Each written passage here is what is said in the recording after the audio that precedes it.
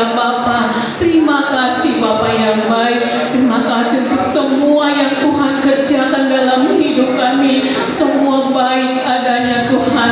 Walaupun terkadang kami tidak mengerti, namun kami percaya Tuhan, apa yang Tuhan rancangkan dalam setiap kehidupan kami baik adanya, untuk terus membentuk kami menjadi pribadi-pribadi yang selalu mengandalkan Tuhan dalam setiap kehidupan kami. Ini kami sidang jemaat-Mu yang ada di GPDI Batu Raja. Engkau yang mengenal setiap kerinduan kami Bapa yang baik. Kami rindu melekat erat dengan-Mu Tuhan. Kami rindu selalu terhubung dengan-Mu Bapa yang baik. Dalam situasi apapun Tuhan, baik dalam suka, baik dalam duka, baik dalam segala hal Tuhan. Dalam keadaan kami sehat, dalam keadaan kami sakit, kami mau terus terhubung dengan-Mu Bapa yang baik. Karena hanya di dalam Engkau-lah kami temukan ketenangan. Hanya di dalam Engkau Yesus kami temukan damai sejahtera yang tidak pernah diberikan dunia bagi kami. Terima kasih untuk kesempatan ini Bapa yang baik. Kami mau mendengarkan isi hati-Mu Tuhan. Sampaikan apa yang Tuhan mau bagi kami. Tegur kami Bapa, bentuk kami Bapa. Biarlah kami boleh semakin hari semakin mengenal-Mu secara pribadi lewat kebenaran firman-Mu, dan kami boleh menjadi pelaku-pelaku firman-Mu. Hamba-Mu yang sudah Kau persiapkan untuk menyampaikan isi hati-Mu, kami percaya urapan Tuhan ada bagi hamba-Mu, otoritas Tuhan tercurah bagi hamba-Mu, sehingga setiap apa yang menjadi kerinduan-Mu Bapa itu boleh tersampaikan lewat hamba-Mu bagi kami seluruh sidang jemaat-Mu. Yang sakit boleh disembuhkan, yang lemah boleh dikuatkan di dalam nama Tuhan Yesus Kristus. Di dalam nama Tuhan Yesus Kristus, berbicaralah Bapa. Ini hati kami, beri kami telinga seorang murid Bapa yang baik, supaya kami dengar-dengar apa yang menjadi isi hati-Mu bagi kami. Terima kasih Bapa yang baik. Hamba-Mu yang sudah membawa kami masuk hadirat-Mu, mari Tuhan Engkau pakai hamba-Mu ini lebih dahsyat, lebih luar biasa lagi. Apa yang Tuhan mau bagi hamba-Mu ini, kerjakanlah Bapa untuk kemuliaan nama-Mu. Terima kasih Bapa yang baik. Di saat kami mendengarkan isi hati-Mu, ada kuasa yang tidak berasal daripada Tuhan, yang coba-coba mengalihkan perhatian kami, membuat kami tidak konsentrasi. Saat ini kami satukan iman kami perangi, kami tolak itu di dalam nama Tuhan Yesus Kristus. Di dalam nama Tuhan Yesus Kristus, Allah Roh Kudus berkuasalah atas setiap kehidupan kami, berkuasalah di tempat ini, sehingga pemberitaan firman-Mu tidak berlalu sia-sia, namun tumbuh di hati kami yang paling subur. Terima kasih Bapa yang baik. Pengampunan-Mu selalu ada bagi kami, dan kami percaya Tuhan sudah mengampuni segala pelanggaran kami, sehingga kami boleh duduk manis diam dengan tenang untuk mendengarkan isi hati-Mu. Di dalam nama Tuhan Yesus Kristus kami menjaga kebenaran firman-Mu. Haleluya. Tuhan, silakan duduk dan saya kembalikan kepada Anda Tuhan.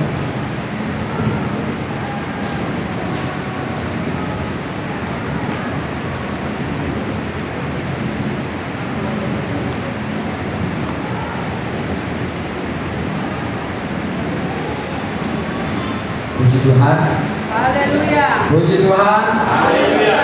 Haleluya. Kita bersyukur pada pagi hari menjelang siang ini. Kita bersyukur walaupun cuaca hujan, ya, karena pertolongan Tuhan, ya, karena kebaikan Tuhan, karena kasih Tuhan, kita masih dibulatkan hati kita untuk kita ada di tempat ini. Ya. Kalau bukan karena ya Tuhan bermurah hati kepada kita, kita tidak bisa sampai di tempat ini. Ya. Karena pagi ini mari kita sama-sama bersyukur kepada Tuhan atas apa yang Dia sudah lakukan atas hidup kita. Dan kita tahu ya, di dalam rumah Allah Dia siapkan makanan yang terbaik, yaitu makanan rohani bagi kehidupan kita semuanya. Mari Bapak Ibu saudara-saudariku yang terkasih di dalam nama Tuhan Yesus Kristus, kita akan sama-sama belajar Ya, kita akan membuka Alkitab kita yang terdapat di Kejadian pasal yang pertama ayat 27 dan 28. Kejadian pasal yang pertama ayat 27 sampai ayat yang ke-28. Amin.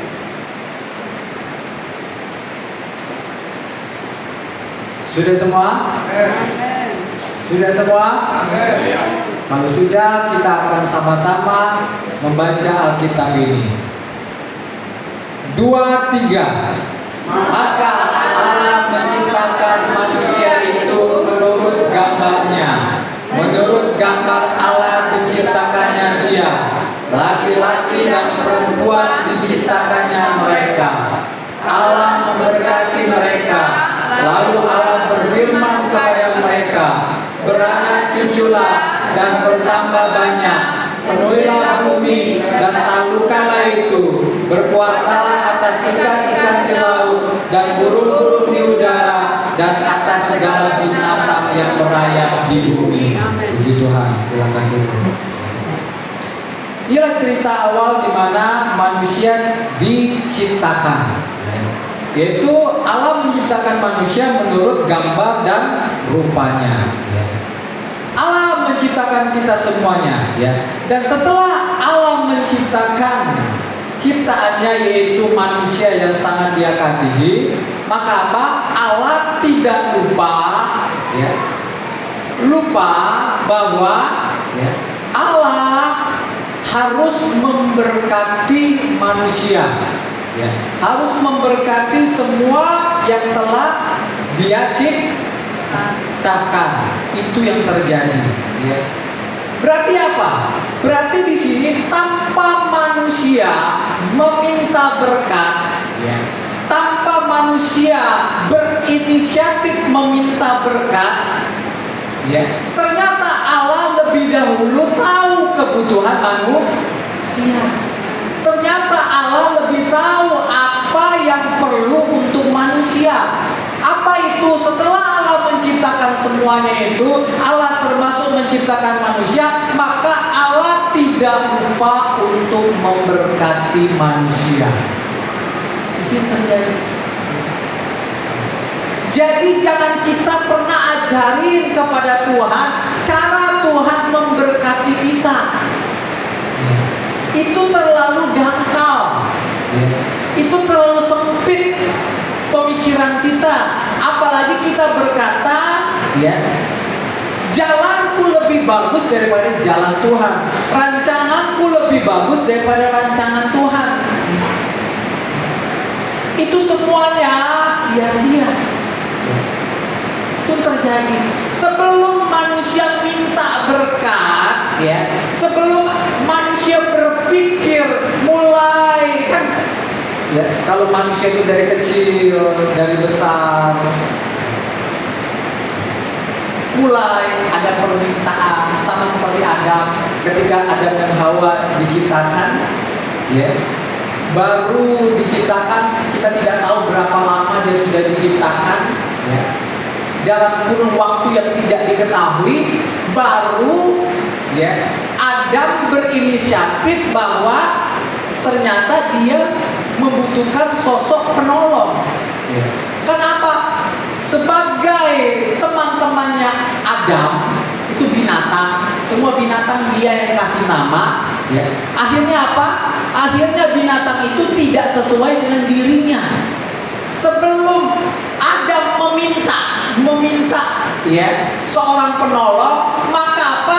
Maka Allah sudah lebih tahu dulu apa yang menjadi, ya, inisiatif manusia, apa yang diperlukan oleh manusia, ya. Itu terjadi sebelum Adam minta, ya, ditolong oleh Tuhan supaya apa? Supaya Tuhan menciptakan seorang penolong, yaitu siapa? Hawa. Ternyata apa? Ternyata Allah sudah menyediakannya melalui apa? Mengambil tulang rusuk dari Adam. Sehingga dari tulang itulah lahirlah seorang perempuan yang bernama Allah. Itu yang terjadi. Itulah hebatnya Tuhan kita itu. Sebelum kita tahu apa yang kita butuhkan, apa yang kita perlukan, ternyata Allah sudah lebih tahu dulu. Allah sudah lebih tahu dahulu. Ya. Apa yang terbaik bagi kita? Makanya apa? Makanya sebelum manusia meminta semuanya itu, Allah sudah tahu. Dan Allah sudah memberkati manusia itu. Itu yang terjadi. Makanya kita harus bangga, kita harus bersyukur kepada Tuhan. Jauh sebelum kita meminta apa yang kita minta, Tuhan tahu. Tuhan sudah tahu itu. Sebelum kita punya sesuatu, Allah sudah tahu. Ya pasti kamu ujung-ujungnya minta ini, kamu minta ini, dan minta ini. Sebelum kamu punya ini dan punya itu, ingat sebelumnya aku sudah memberkati kamu.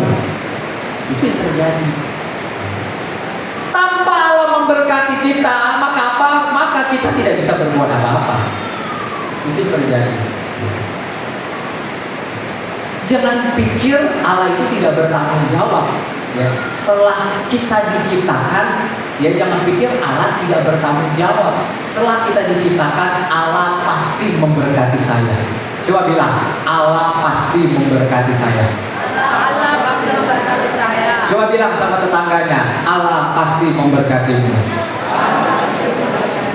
Percaya itu? Itu terjadi. Allah pasti memberkati. Ya. Sekarang apa? Ya. Apa itu berkat? Ya. Berkat di sini diartikan dalam KBBI, berkat itu adalah karunia Tuhan yang membawa kebaikan dalam hidup manusia. Karunia Tuhan itu adalah anugerah. Anugerah itu suatu pemberian Tuhan yang sebenarnya ya, yang diberi itu, kita ini yang diberi itu adalah orang yang tidak layak. Tidak layak dan tidak pantas. Kenapa? Semua manusia ini adalah orang yang berdosa. Orang yang berdosa pasti harus dikutuk, harus dihukum. Hukumnya apa? Hukumnya pasti kita semuanya masuk ke dalam api neraka. Itu jelas, itu kebenaran. Itu kebenaran yang tidak bisa diputar balikan, nggak bisa. Ya, itulah masa depan kita. Kita semuanya ini yang ada di sini semuanya orang berdosa. Tidak ada yang tidak berdosa. Ya. Orang yang berdosa tidak layak dan tidak pantas. Itu terjadi. Tidak layak dan tidak pantas. Kecuali siapa? Kecuali Adam. Adam berbeda. Ya. Itu jalurnya Adam berbeda. Tapi jalurnya kita sangat parah. Ya. Kita ini orang yang tidak layak dan tidak pantas. Ya. Ya. Karena kita ini pantasnya dikutuk atau dihukum. Ya. Makanya kasih Allah yang menyelamatkan kita dari kutuk. Itu judulnya hari ini. Ya. Allah menyelamatkan kita dari kutuk. Ya. Untuk apa? Untuk kita menerima berkat. Gak lagi dikutuk, tetapi menerima berkat. Itu terjadi. Ya. Karena kasih Allah lah, maka kita orang yang tidak layak dan tidak pantas. Maka Allah yang adalah kasih, Dia pasti memberikan kita bukan lagi kutuk, tetapi berkat. Dia mengubah kutuk menjadi berkat. Itu yang terjadi. Ya. Makanya itulah karunia anugerah yang terindah yang kita sudah terima. Ya. Itu yang terjadi. Sekarang apa tujuannya Tuhan memberkati kita? Apa tujuannya Tuhan memberkati kita? Coba kita baca di dalam Amsal pasal yang ke-10. Amsal pasal yang ke-10. Kita akan baca bersama-sama. Amsal pasal yang ke-10.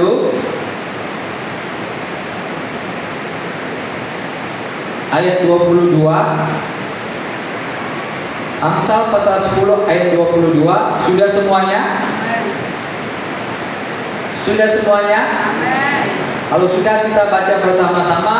2, 3. Berkat Tuhanlah yang menjadikan kaya, susah payah tidak akan menambahinya. Itu tujuan pertama. Kenapa Tuhan harus memberkati manusia? Supaya apa? Supaya manusia menjadi kaya. Supaya manusia menjadi kaya. Buktinya sudah terbukti. Siapa Adam? Adam, ketika Adam diciptakan, semua ciptaannya yang ada di bumi miliknya siapa? Miliknya siapa? Miliknya siapa? Miliknya Adam, kan? Ya, berarti itu dia yang memiliki seorang diri. Makanya Adam jadi orang yang paling kaya. Ketika diciptakan Hawa, maka dibagi dua. Adam dan Hawa yang memiliki bumi pada waktu itu. Terbukti. Ya. Karena berkat Tuhanlah yang menjadikan Adam menjadi kaya. Itu terjadi. Ya. Tetapi, ya, kekayaan yang terbesar, ya, jauh melebihi kekayaannya Adam dan Hawa. Ternyata kita sudah menerima kekayaan yang lebih besar daripada kekayaan yang diterima oleh Adam dan Hawa. Nah, sekarang itu pasti bingung kan? Kalau ternyata saya ini lebih kaya daripada Adam dan Hawa. Bohong Om Dolvini. Masa aku bisa jadi orang yang lebih kaya daripada Adam dan Hawa? Sedangkan, ya, aku aja gak punya kebun yang luas. Kebun aja gak punya. Saya aja kebun aja gak punya. Ya. Kenapa? Karena Adam dan Hawa punya kebun yang diciptakan oleh Tuhan dan selalu banyak hasilnya, panennya banyak. Dan panennya itu gak bisa dinikmati oleh Adam dan Hawa. Ya. Makanya binatang-binatang bisa menikmati hasil panen dari kebunnya Adam dan Hawa. Itu terjadi. Ya. Jadi kekayaan yang bagaimana yang jauh melebihi kekayaan Adam dan Hawa. Itu yang terjadi. Mari kita baca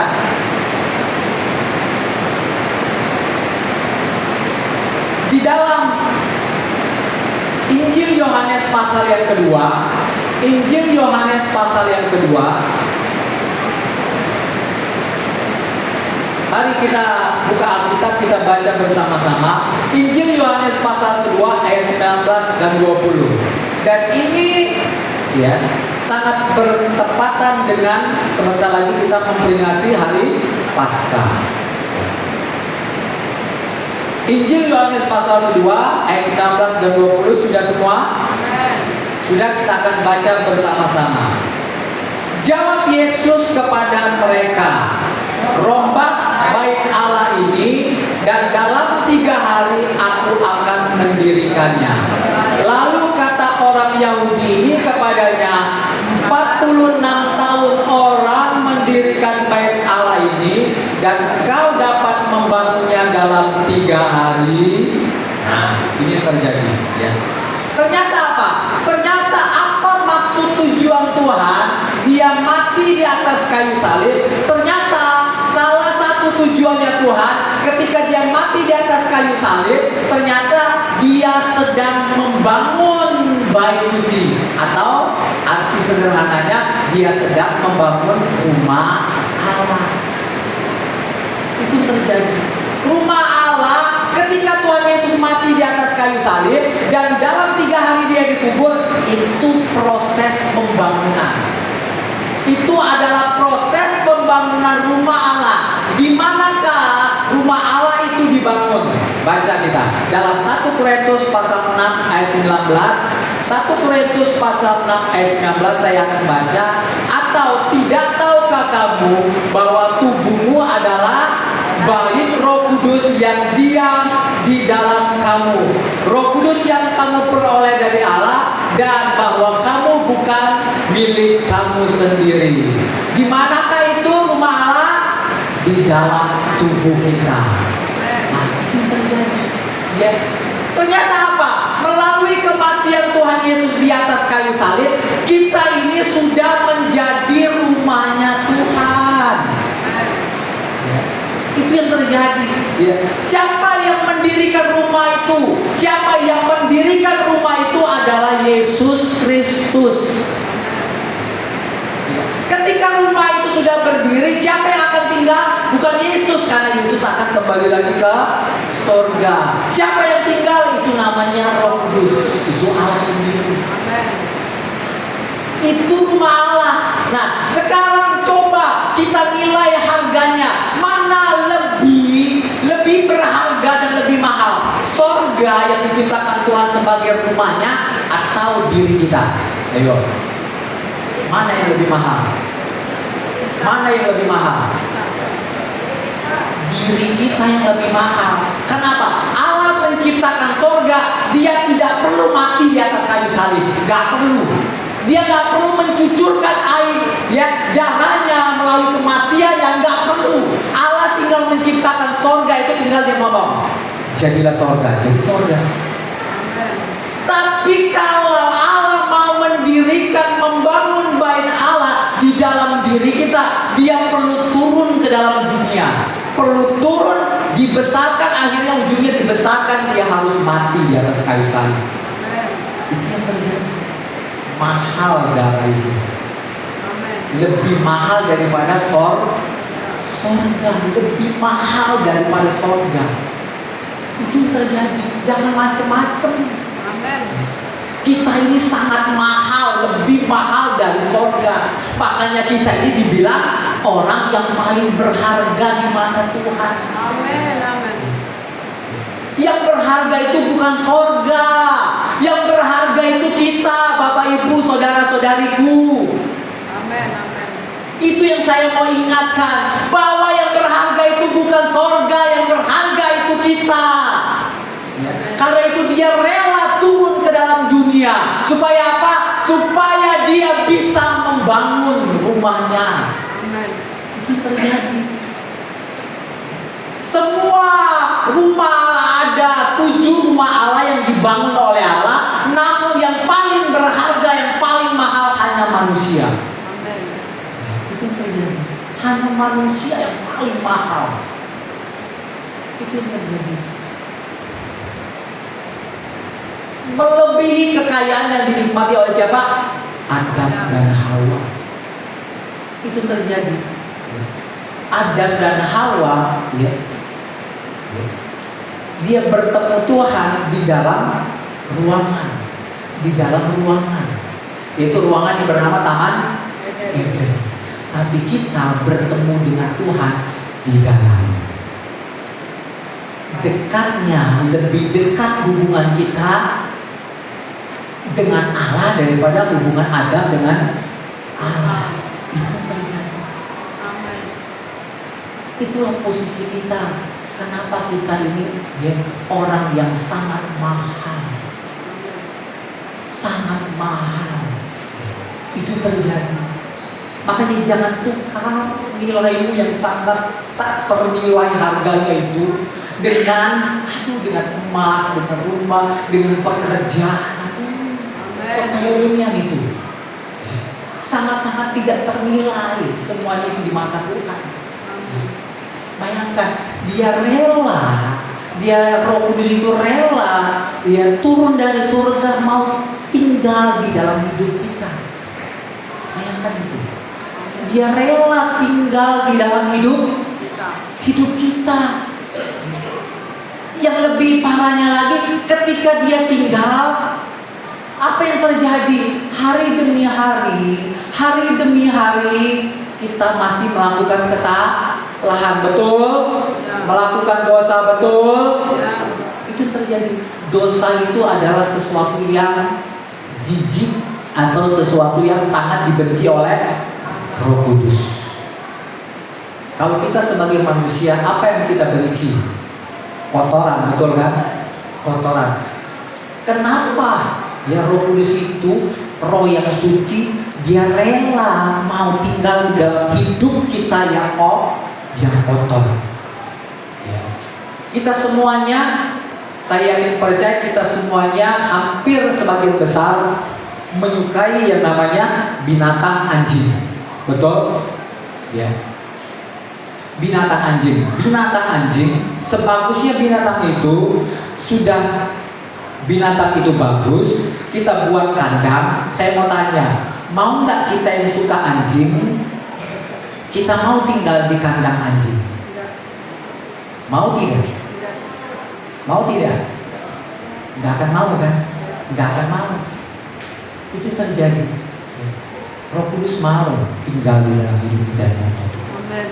Dia mau tinggal dalam hidup kita yang kotor. Kita aja nggak mau tinggal di kandang anjing, walaupun anjing itu sangat kita sayangi. Itu terjadi. Opung Jela yang paling suka sama anjing, mau nggak Opung Jela tinggal di kandang anjing?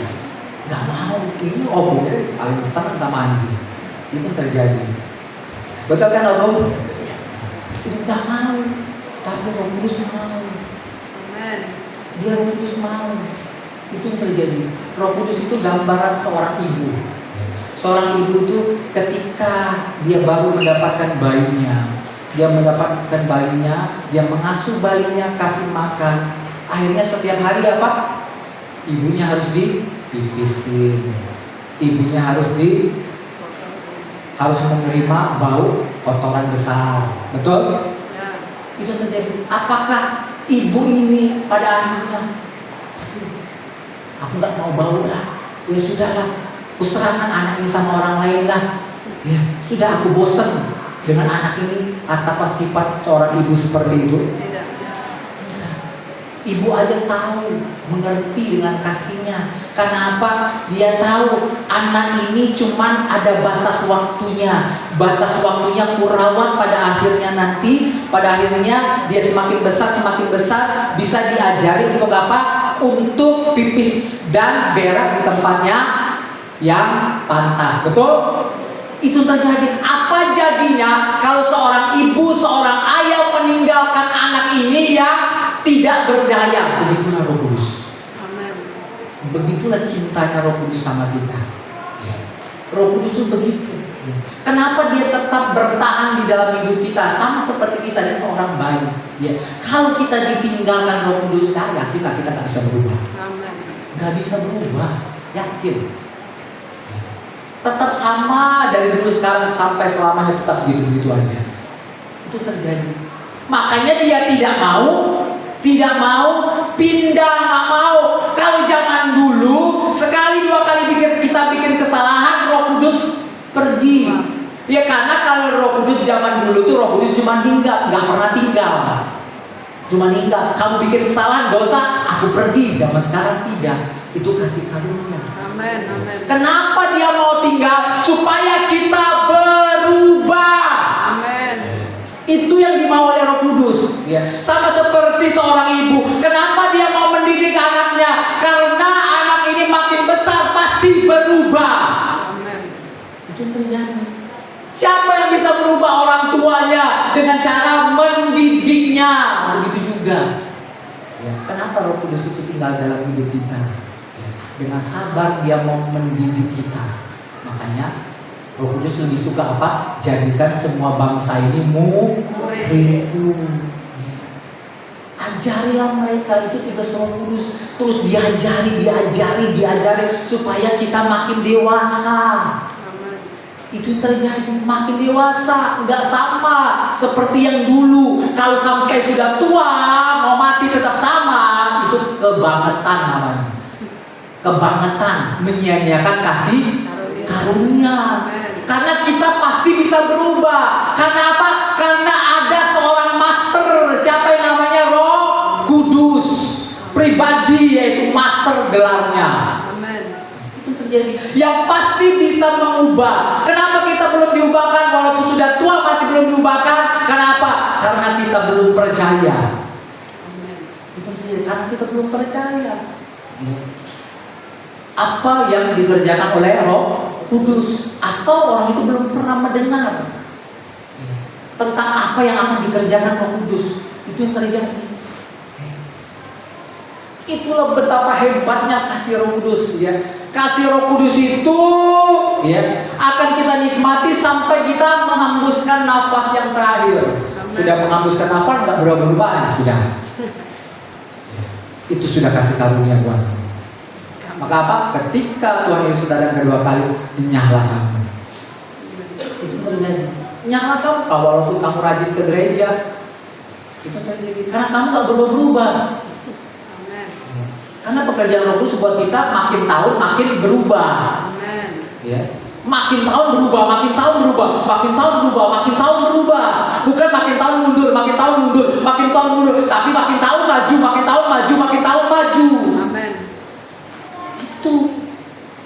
Kalau tanpa pertolongan Roh Kudus nggak bisa kita Bapak Ibu, nggak bisa pemuda remaja, nggak akan bisa. Itu yang terjadi.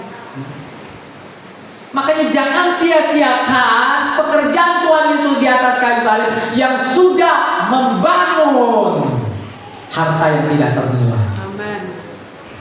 Itu yang terjadi, yang tidak ternilai. Yang kedua, harta apa yang tidak ternilai itu? Mari kita baca di dalam Mazmur pasal 119. Mazmur 119 ayat 72. Kita sama-sama baca. Mazmur 119 ayat ke-72. Sudah semua? Sudah semua? Sudah, kita akan baca bersama-sama. 2, 3. Taurat yang kau sampaikan adalah baik bagiku, lebih daripada ribuan keping emas dan perak. Itu yang terjadi. Ternyata apa? Ternyata firman ini lebih berharga daripada ribuan keping emas. Itu yang terjadi. Walaupun di dalam bait Allah ada berbagai ribuan keping emas, namun yang lebih berharga bukan ribuan keping emas. Yang berharga adalah firman Tuhan. Amin. Amin. Itu yang terjadi. Sekarang apakah kita sudah menilai firman Tuhan itu adalah lebih berharga daripada emas? Itu yang terjadi. Kalau kita menilai bahwa firman Allah itu lebih berharga, maka setiap hari dia tidak akan pernah bolos baca Alkitab. Amin. Tidak akan pernah bolos baca Alkitab. Itu terjadi. Kalau dirinya sudah meresapi bahwa saya sebagai bait Allah itu sangat tak ternilai, maka apa? Setiap hari orang itu tidak akan pernah bolos berdoa. Setiap hari orang itu tidak akan pernah bolos untuk beribadah. Nggak akan pernah bolos beribadah. Itu terjadi. Baik ibadah yang dibuat di rumahnya sendiri melalui persekutuan doa bersama keluarga, maupun ibadah yang dibuka oleh gereja. Dibuka gereja hari apa? Hari Rabu, hari Kamis, hari Jumat. Hari Jumat nggak ada buka gereja kecuali sebulan sekali. Hari Sabtu pemuda remaja, hari Minggu jam 8 ya. Terus dibuka lagi malamnya. Itu nggak akan mungkin, karena dia nilai berharga bener ya. Tuhan menciptakan, karena menciptakan baik itu fungsinya untuk beribadah. Dia menilai ibadah itu lebih berharga daripada pekerjaan. Dia menilai lebih berharga daripada segala sesuatunya.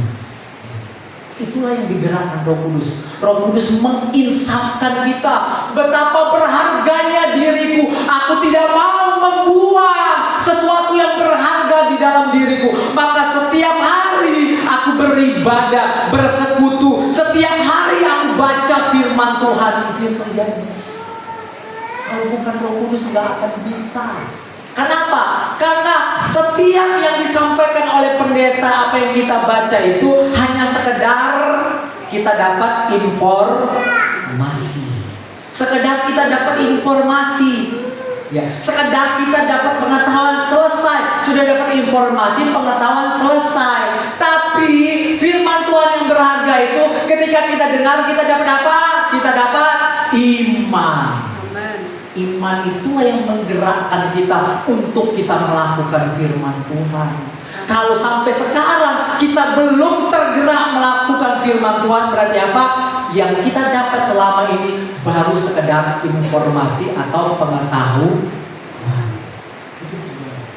Kita ini hanya sekedar mendapat informasi atau pengetahuan. Bagus pendeta itu khotbah. Cuma sekedar acung jempol, bagus.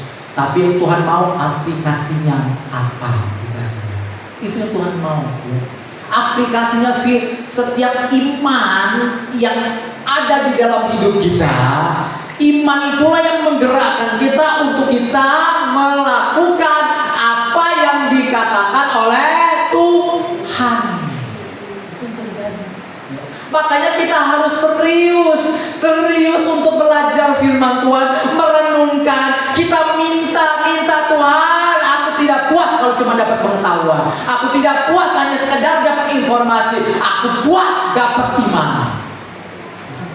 Aku puas kalau Tuhan mau suruh ini, aku jalani Tuhan. Aku baru puas itu. Itu yang terjadi. Itu yang Tuhan mau. Perjalanan kehidupan ini ya, makin makin meningkat, makin maju setiap tahun, bukan tiap tahun begitu saja. Itu terjadi. Wah, di dalam roh kita ini, ya, Roh Kudus itu menggebu-gebu, ayo maju.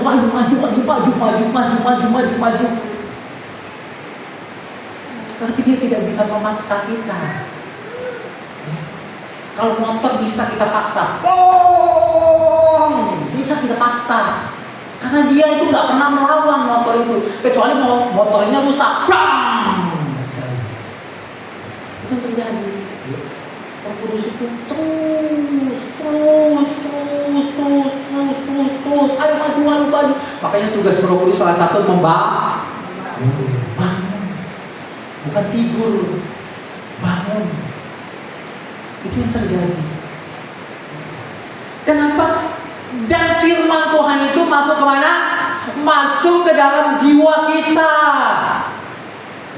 Masuk ke dalam jiwa kita.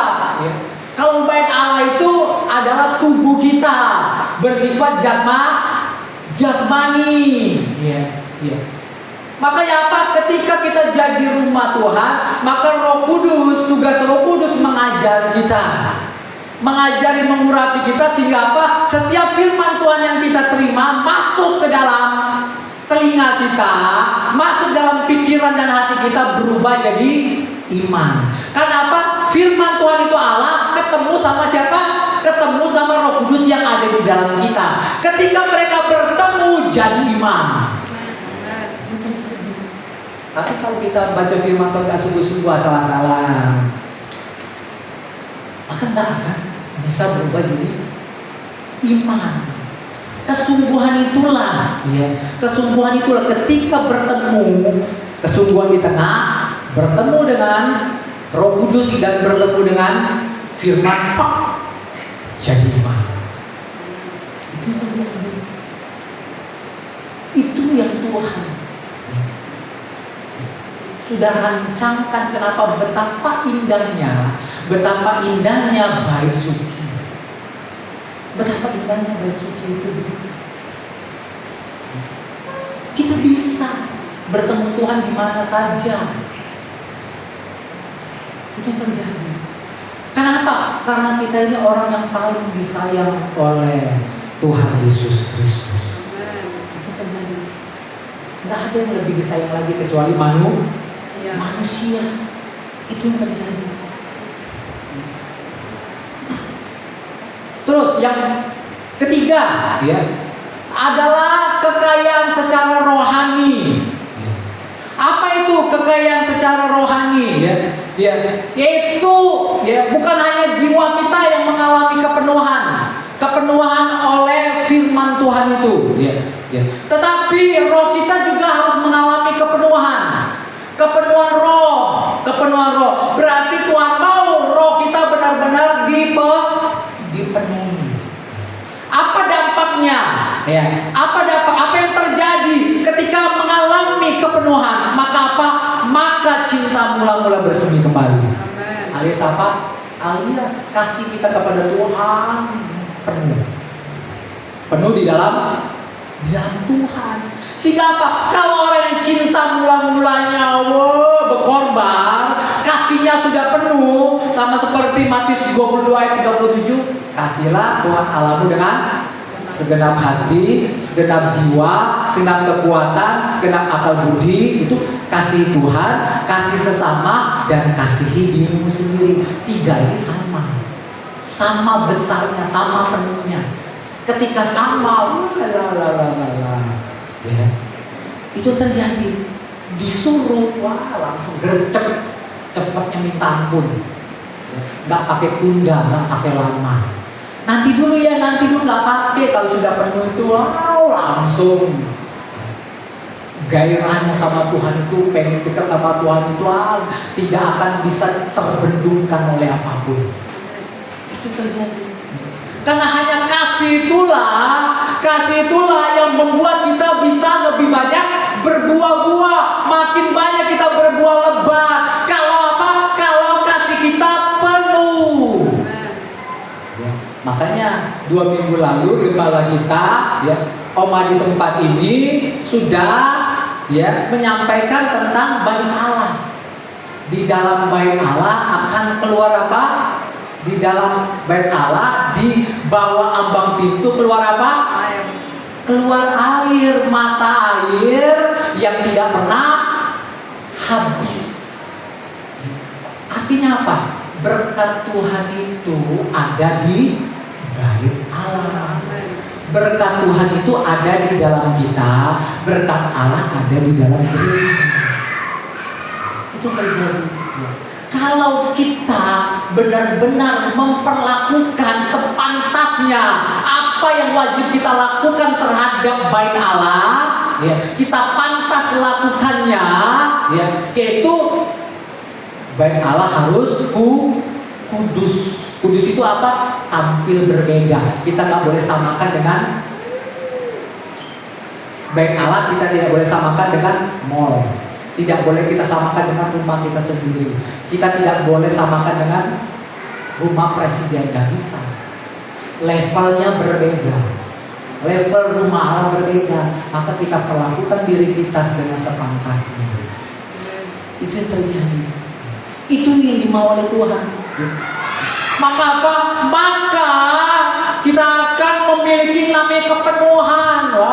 Ketiga-tiganya sudah penuh, maka apa? Maka kita diberi kelimpahan. Mata air itu tidak pernah habis, berlimpah, mengalir terus.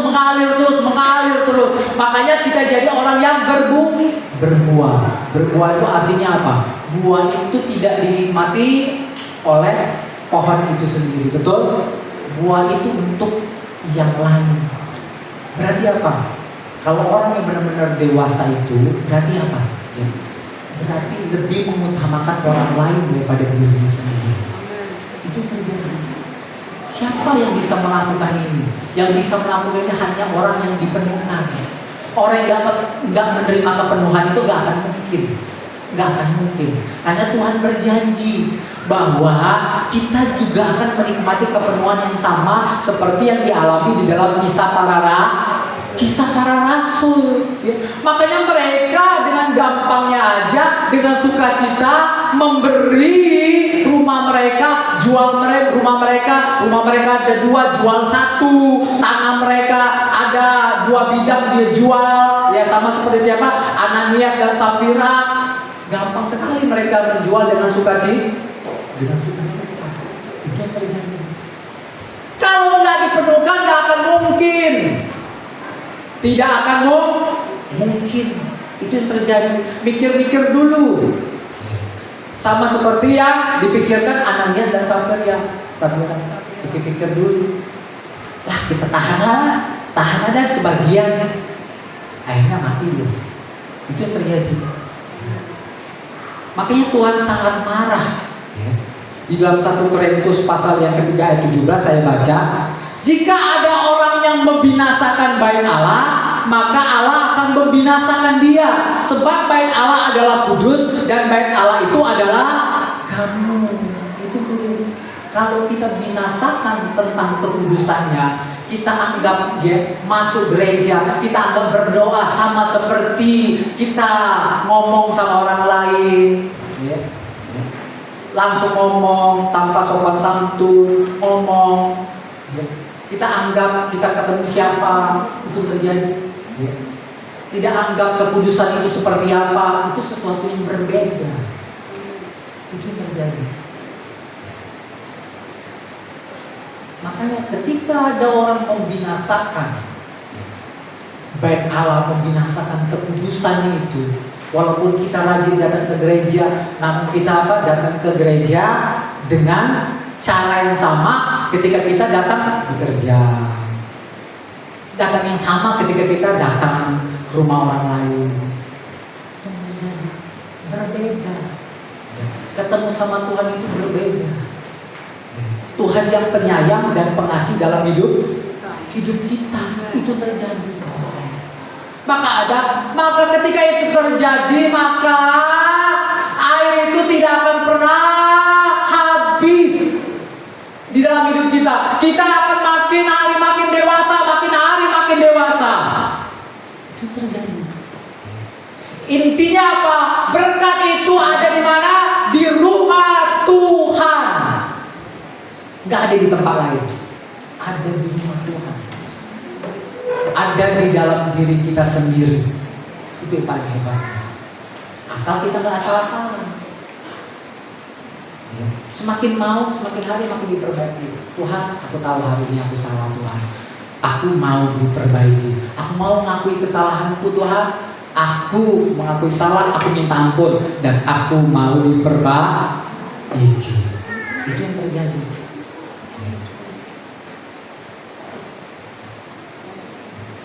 Itulah yang Tuhan kerjakan di dalam hidup kita. Betapa berharga. Tinggal apa? Tinggal 2 atau 3 langkah lagi. Bersyukur kalau setiap hari baca firman Tuhan. Yang terakhir, kita sebentar lagi akan memperingati apa? Memperingati hari pencurahan Roh Kudus. Disitulah mulai dari hari ini serius minta sungguh-sungguh supaya aku dipenuhkan oleh Roh Kudus. Minta dipenuhkan Roh Kudus. Apa janji Tuhan kepada para muridnya? Jangan tinggalkan Yerusalem, karena Yerusalem adalah bait Allah. Karena di dalam bait Allah ada berkat Tuhan. Itu terjadi. Itu terjadi. Jangan setiap hari minta sampai kita mengalami kepenuhan. Itu terjadi. Kalau sudah mengalami kepenuhan, wow. Ketiga ini, kalau kita dapat ketiga ini luar biasa. Itu terjadi. Itu tujuan yang pertama, menjadikan kita kaya bahkan sampai berlimpah-limpah. Yang kedua, tujuannya yaitu supaya kita bahagia. Kalau kaya nggak bahagia, percuma nggak? Sia-sia nggak? Tapi banyak nggak orang di dunia ini yang kaya namun tidak bahagia? Banyak atau tidak? Banyak orang di dunia ini sudah kaya nggak bahagia. Itu yang terjadi. Namun Tuhan janjikan, kita kaya, namun kita juga bahagia. Kalau dalam bahasa Ibrani-nya itu bahagia. Kalau dalam bahasa Yunani-nya itu makarios. Itu lebih keren lagi makarios. Makarios itu artinya kebahagiaan yang baru. Saking kebahagiaan itu baru, di dalam Matius pasal 5 ayat 10 dan 11 dikatakan apa? Berbahagialah orang yang dianiaya. Itu yang terjadi. Bahkan kita pada waktu kita dianiaya, dicaci maki orang lain, terpancar kebahagiaan, senyuman. Tapi kalau kita gimana? Kalau kita diejek orang, terpancar gak senyuman manis? Kita yang bisa koreksi diri kita. Masihkah kita terpancar senyuman manis ketika kita dikatain orang, diejek orang? Itu yang Tuhan janjikan. Bukan hanya menjadikan kita kaya, tapi menjadikan kita bahagia. Itu terjadi. Pada waktu Tuhan izinkan kita susah secara jasmani, namun senyuman itu tetap keluar dari dalam hidup kita. Kenapa senyuman itu bisa keluar? Karena apa? Karena ada tadi yang namanya kepenuhan. Kepenuhan kasih. Ketika ada kasih, maka 9 buah roh. Yang nomor 2 apa? Ketika kasih itu penuh, maka apa? Maka sukacita. Sukacita itu bukan happy, joy. Dia selalu bersukacita. Itu terjadi. Walaupun masalahnya besar, dia tetap bersukacita. Itu terjadi. Itu yang dijanjikan oleh siapa? Tuhan. Gak ada. Ada orang bisa janjikan seperti ini. Ada orang bisa janjikan seperti ini. Ada orang bisa kasih berkat seperti ini. Nggak ada. Cuma Tuhan Yesus yang bisa berikan kepada kita. Walaupun kita hidup susah, menderita, namun apa? Joy yang tidak pernah habis. Kalau itu penuh berarti tidak pernah habis sukacitanya itu. Itu terjadi. Kalau kita kasih kita sama bos kita, ya, kasih kita itu bukan karena kepenuhan Roh Kudus. Kasih kita itu kita bisa punya kasih sama bos kita. Kenapa? Karena bos kita baik, kasih kita gaji. Ya. Makanya saya mengasihi dia. Coba pada waktu dia marah-marahin kita tuduh, akhirnya kakek nenek kita, bapak mama kita dibawa-bawa oleh bos kita. Apakah kita bertahan? Kita tetap senyum? Gak bisa kan? Gak bisa. Itu akan habis. Atau itu akan kalah dengan masalah yang lebih besar. Ya, itu terjadi. Kalau kasih kita, ya, pondasinya kenapa? Karena kita dapat gaji, maka suatu-waktu kasih itu akan ambruk, akan kalah dengan masalah yang besar. Tapi kalau kasih kita dilandasi dengan kepenuhan Roh Kudus, kepenuhan Roh Kudus itu dilandasi karena apa? Karena iman. Iman itu dilandasi karena firman. Itu terjadi. Ketika itu terjadi, maka apa? Mau diapa-apain kita tidak akan terpengaruh. Itu terjadi. Itu janji Tuhan. Bukan janji Odolfin. Itu janji Tuhan. Itu terjadi. Maka kita tidak akan bersungguh-sungguh sama Tuhan. Selalu bawanya happy, itu joy. Sudah happy, yang mendampinginya apa? Damai sejahtera. Oh, itu kalau sudah dua itu menyatu, sukacita, damai sejahtera, sudahlah komplit gitu. Komplit, nggak ada ya, penderitaan yang bisa membuat dia menderita, nggak ada kesusahan yang membuat dia menderita, nggak ada, tidak ada. Itu terjadi, tidak akan ada. Itu terjadi. Itulah hebatnya apa yang Tuhan rancangkan sebelum kita mikir. Sebelum kita menemukan, sebelum kita minta, itu sudah disediakan oleh Tuhan. Amen. Itu yang terjadi. Itulah hebatnya. Terus yang ketiga, apa tujuannya Tuhan memberkati kita? Yang terakhir, tujuannya yaitu supaya kita jadi berkat. Itu terjadi supaya kita jadi berkat, ya. Kalau kita sudah jadi berkat, wow, itu namanya perfect, sempurna. Kejadian 12 ayat 2 saya akan baca. Aku akan membuat engkau menjadi bangsa yang besar dan memberkati engkau serta membuat namamu masyhur dan engkau akan menjadi berkat. Itu yang terjadi. Menjadi berkat bagi orang lain. Berkat itu bukan hanya soal materi. Kalau nggak punya materi, apakah kita nggak bisa jadi berkat? Bapak Ibu, nggak bisa jadi berkat kalau kita nggak punya materi. Betul nggak? Betul nggak kita tidak bisa jadi berkat? Kalau kita nggak punya materi, tetap bisa. Itu berkat apa? Berkat pengajaran. Berkat apa? Berkat kasih sayang.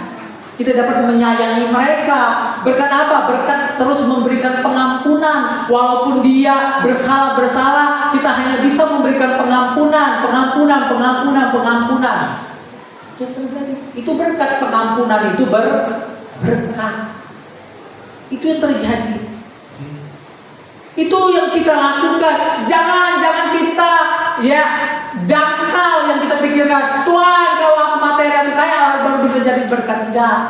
Sekaya apapun kita, kalau jiwa kita, hati kita enggak kaya, maka kita akan jadi pelit. Pasti jadi pelit. Sekaya apapun kita, kalau kita tidak kaya dalam jiwa dan roh, kita akan jadi pelit. Makanya orang pelit ini akan masuk ke mana? Pasti orang kikir akan masuk dalam neraka. Itu terjadi. Itu terjadi. Makanya kita wajib untuk apa? Menjadikan jiwa kita dan roh saya kaya. Supaya apa? Supaya jangan saya kikir, jangan saya pelit. Kenapa? Tuhan percayakan itu supaya apa? Tuhan percayakan baik itu harta, talenta, karunia, semuanya itu harus diperlengkapi dengan apa? Dengan kasih. Supaya apa? Kalau tidak diperlengkapi kasih, maka kita jadi orang pelit. Boleh aku ajarin talentaku tapi bayar ya. Nah, itu yang terjadi. Boleh, tapi bayar ya. Itu terjadi. Tapi kalau kita dipenuhkan Roh Kudus, itu yang terjadi berbeda. Ya. Aku akan ajari kamu, ya, itu terjadi gratis. Ya. Yakin dan percaya. Suatu hari ketika dia bisa, bahwa dia sukses, dia akan tahu sadar siapa yang mengajari saya dulu. Dia akan benar-benar membagi kasihnya sama seorang yang bertalenta tadi, yang berkarunia tadi. Itu terjadi. Itulah enaknya kalau dipenuhi dengan kasih. Itu terjadi. Maka talenta dan karunia itu tepat pada sasaran, tepat pada sasaran. Itu yang terjadi. Makanya mari kita bersama-sama jangan kita sia-siakan berkat yang Tuhan sudah rancang sebelum kita lahir. Sebelum kita lahir, Dia sudah merancangkan semuanya itu.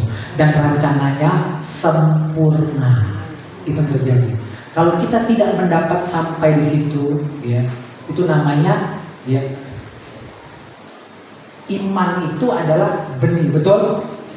Benih yang siapa yang kasih benih itu? Itu karunia. Itu adalah Tuhan Yesus.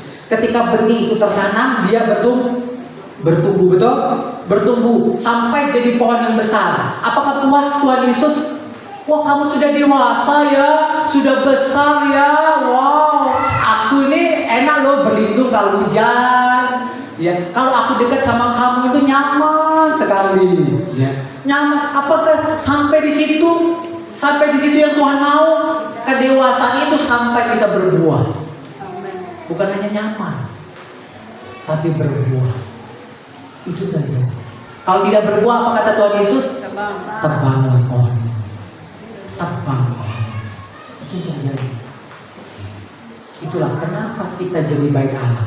Supaya apa? Supaya kita berbuah lebat. Itu terjadi. Supaya kita tidak egois, hanya mementingkan diri sendiri atau mementingkan keluarga sendiri. Mari kita sama-sama perbaiki diri kita sendiri. Perbaiki diri kita sendiri. Kita mengoreksi diri kita sendiri. Hari ini aku salah Tuhan. Aku siap, aku mengaku salah. Dan aku siap hari ini mau diperbaiki oleh Tuhan. Puji Tuhan, demikianlah kebenaran firman Tuhan hari ini. Dan kita akan sama-sama, ya, menikmati berkat perjamuan, yaitu tubuh dan darah Kristus. Ya, biarlah kita, ya, benar-benar menikmati semuanya itu.